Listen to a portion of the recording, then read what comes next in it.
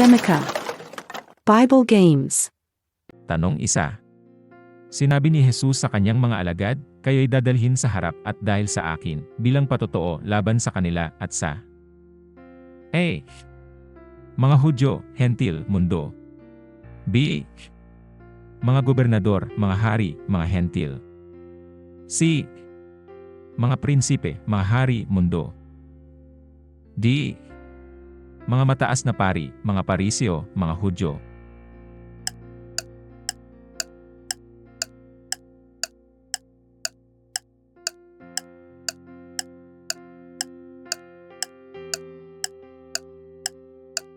Ang sagot ay B. Mga gobernador, mga hari, mga Hentil.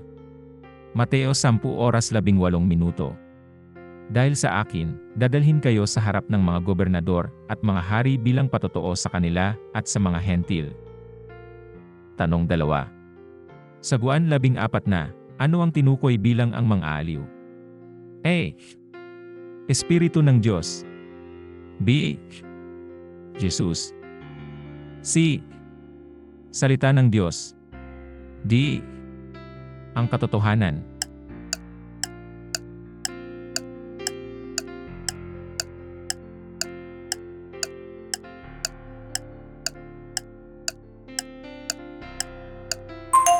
Ang sagot ay A. Espiritu ng Diyos. Juan 14 na. Huwag mabagabag ang inyong mga puso. Naniniwala kayo sa Diyos, maniwala rin kayo sa akin. Tanong 3. Mas madali pa para sa isang na pumasok sa butas ng karayom, kaysa sa isang na pumasok sa Marcos 10:25.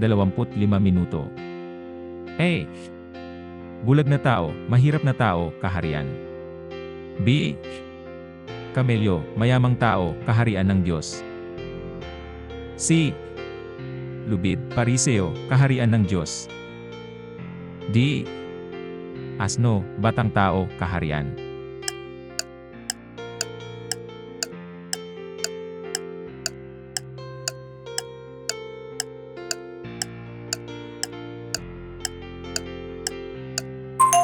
Ang sagot ay B. Kamelyo, mayamang tao, kaharian ng Diyos. Marcos 10:25. Mas madali pang makaraan ang isang kamelyo sa butas ng karayom, kaysa sa isang mayaman na pumasok sa kaharian ng Diyos. Tanong 4. Sinabi ni Jesus, kayo'y aking, kung inyong gagawin ang anumang iniuutos ko sa inyo. Juan 15:14. A. Kagalakan. B. Mga alipin. C. Mga alagad. D. Mga kaibigan.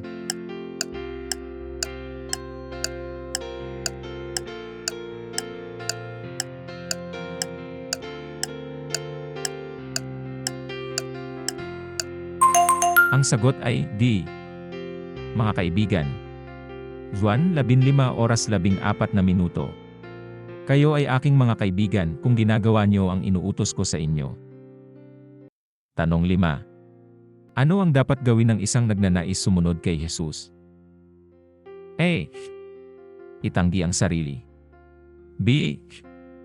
Itanggi ang mga anghel. C. Itanggi si Kristo. D. Huwag magtanggi ng anuman.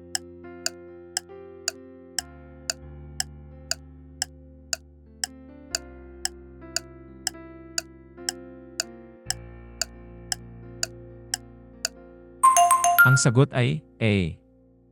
Itanggi ang sarili.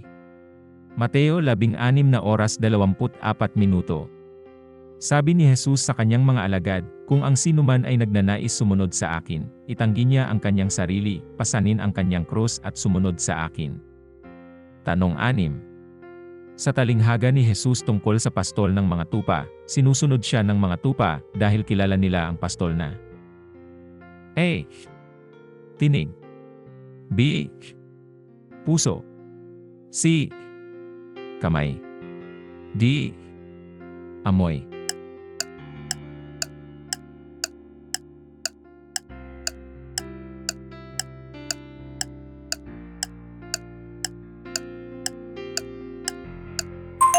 Ang sagot ay A.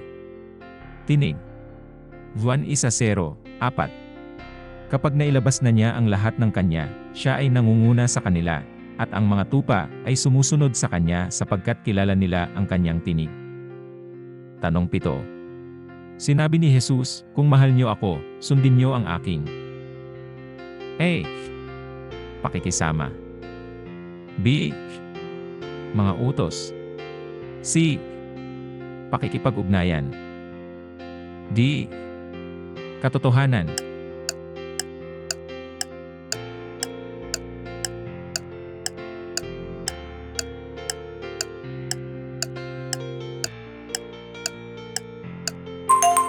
Ang sagot ay B. Mga utos.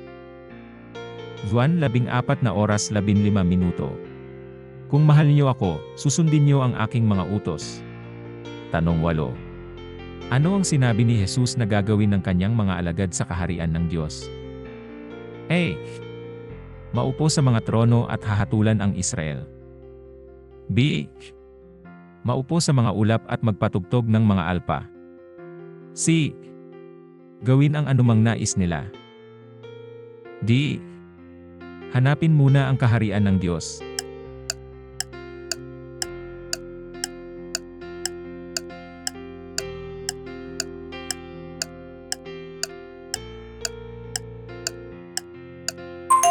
Ang sagot ay A. Maupo sa mga trono at hahatulan ang Israel. Lucas 22:29. At ibinibigay ko sa inyo ang isang kaharian, tulad ng ibinigay sa akin ng aking Ama, upang kayo ay makakain at makainom sa aking mesa sa aking kaharian at maupo sa mga trono, na hahatulan ang 12 tribo ng Israel. Tanong 9. Ang pinakamaliit sa kaharian ng langit ay higit kaysa kanino? A. Si Jesucristo. B. Isang maliit na bata. C. Si Juan Bautista. D. Isang buto ng mustasa.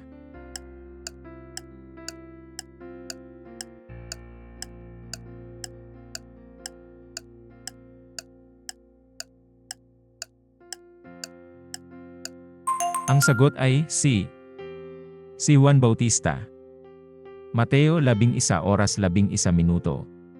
Katotohanang sinasabi ko sa inyo, sa mga ipinanganak ng mga babae, ay walang sinumang lumitaw na higit na dakila kaysa kay Juan Bautista, gayunpaman, ang pinakamaliit sa kaharian ng langit ay higit kaysa sa kanya. Tanong 1-0. Bakit marami sa mga nakakarinig ng ebanghelyo ng kaharian ay nag-ugat, ngunit hindi nagbubunga ng ganap? A. Dahil hindi sila nag-aral. B. Dahil sila ay nasasakal ng mga alalahanin at kalayawan. C. Dahil sila ay mapagpakumbaba sa espiritu. D. Dahil mahal nila ang Diyos at hinahanap ang kanyang kalooban.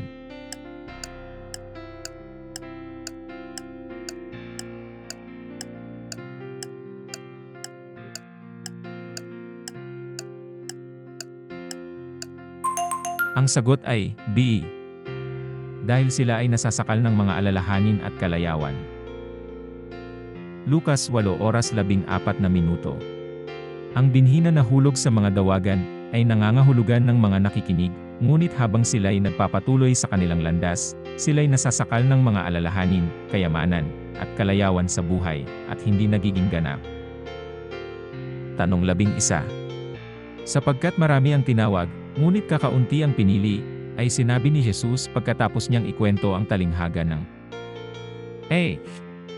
Piging ng kasalan. B. Alibughang anak. C. Mga manggagawa sa ubasan. D. Di tapat na katiwala.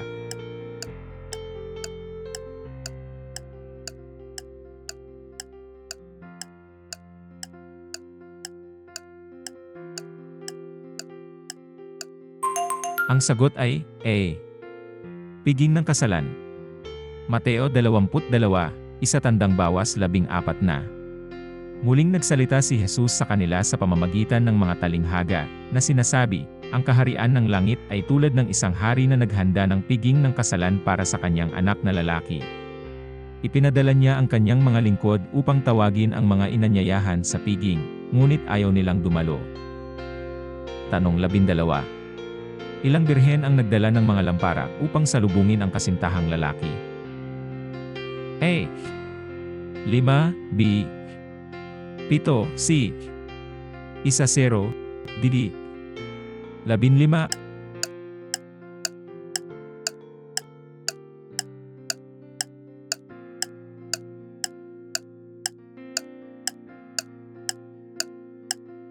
Ang sagot ay C.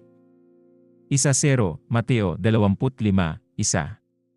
Sa panahong iyon, ang kaharian ng langit ay magiging tulad ng 10 birhen na kumuha ng kanilang mga lampara at lumabas upang salubungin ang kasintahang lalaki. Tanong 13. Huwag ibigay ang sa, ni ihagis ang inyong sa, baka tapakan nila ito ng kanilang mga paa, at bumalik at lapain kayo. A. Banal, mga aso, perlas, mga baboy. B. Banal, mga baboy, pilak, mga aso. C. Pinarangalan, mga baboy, kayamanan, baka. D. Sagrado, mga aso, perlas, baka.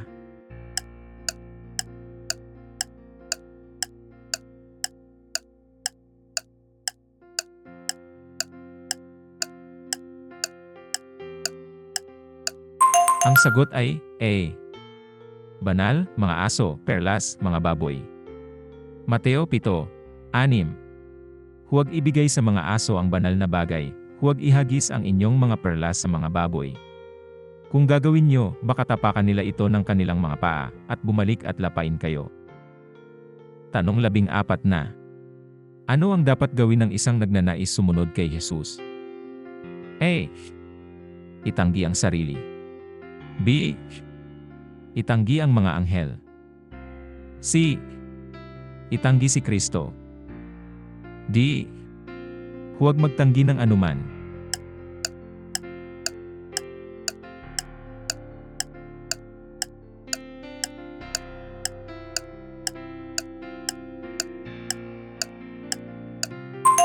Ang sagot ay A. Itanggi ang sarili. Mateo 16:24. Sabi ni Jesus sa kanyang mga alagad, kung ang sinuman ay nagnanais sumunod sa akin, itanggi niya ang kanyang sarili, pasanin ang kanyang krus at sumunod sa akin.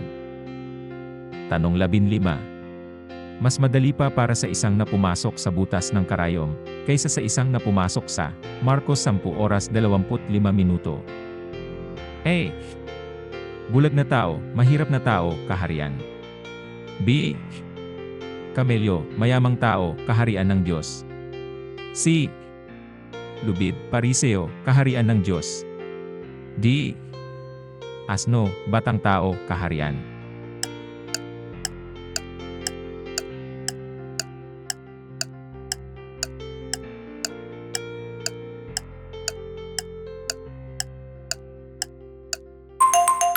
Ang sagot ay B.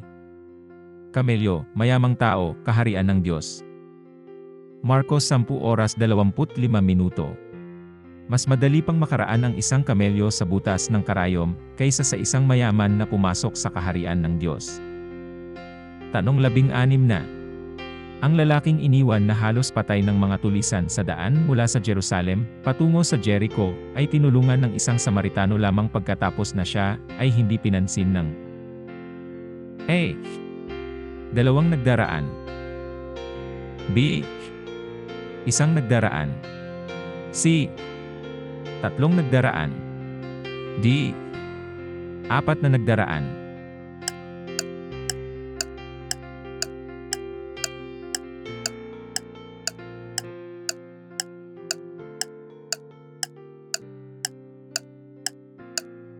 Ang sagot ay A.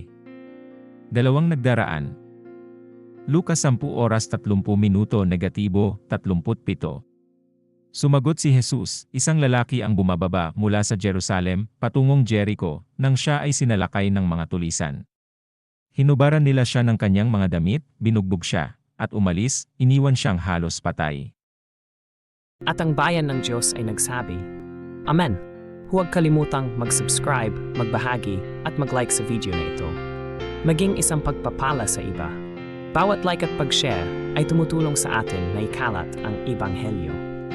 Mangyaring mag-iwan din ng komento sa ibaba. Pagkatapos, bisitahin ang aming channel page. Mayroon kaming higit pang mga video upang pagpalain kayo. Mga Bibliang quiz at laro, mga pelikula, mga dokumentaryo, mga himala at mga patotoo, isang araw-araw na plano ng pagbasa sa Biblia, mga dasal, mga aral, mga video para sa mga Kristiyanong bata, musika, at marami pang iba. Pagpalain ka ng Diyos.